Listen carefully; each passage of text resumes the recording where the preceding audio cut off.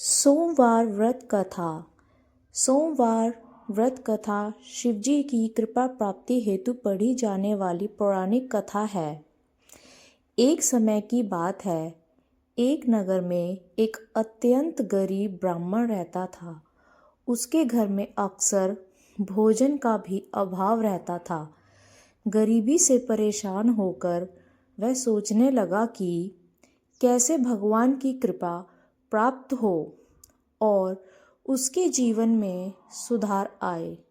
एक दिन वह भिक्षा मांगते मांगते एक शिव मंदिर पहुंचा। वहां पुजारी भगवान शिव की पूजा कर रहे थे।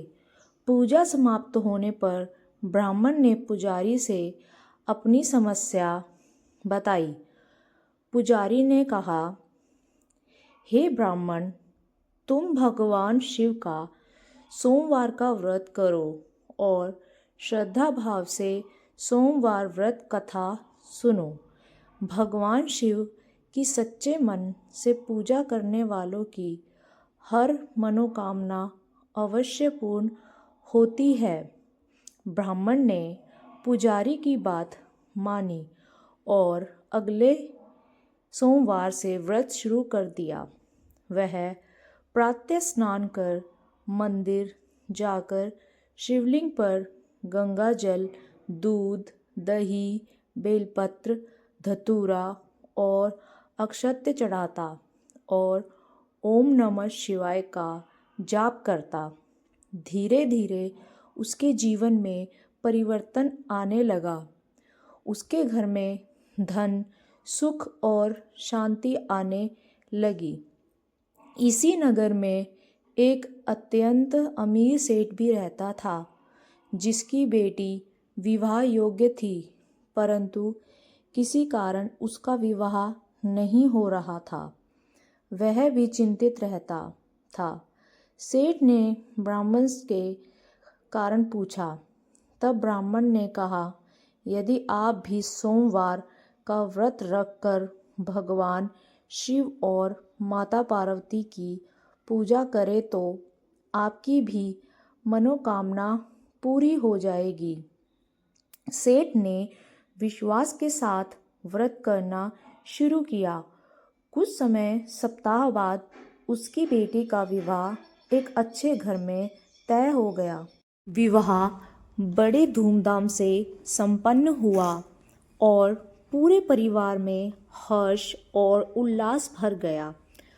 व्रत के प्रभाव से ब्राह्मण भी जल्दी ही धनवान और सम्मानित हो गया और उसका जीवन सुखमय हो गया।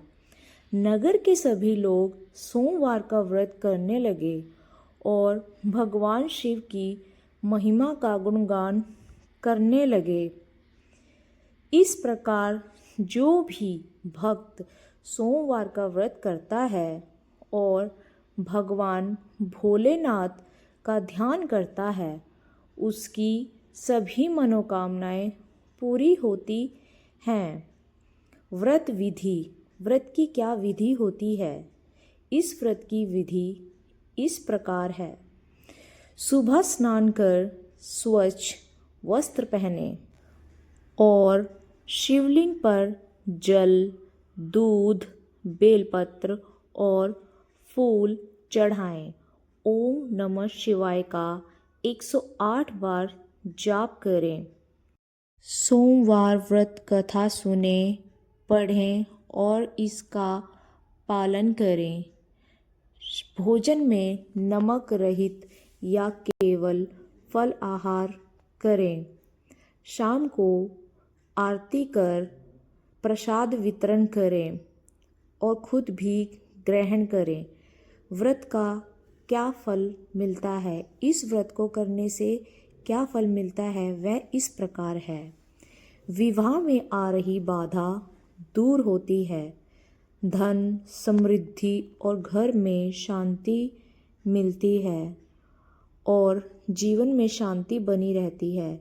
संतान सुख की प्राप्ति होती है और भगवान शिव और माता पार्वती की कृपा सदैव बनी रहती है। इसी प्रकार की पौराणिक कथाएं सुनने के लिए हमारे चैनल को सब्सक्राइब, लाइक, शेयर ज़रूर करें। धन्यवाद।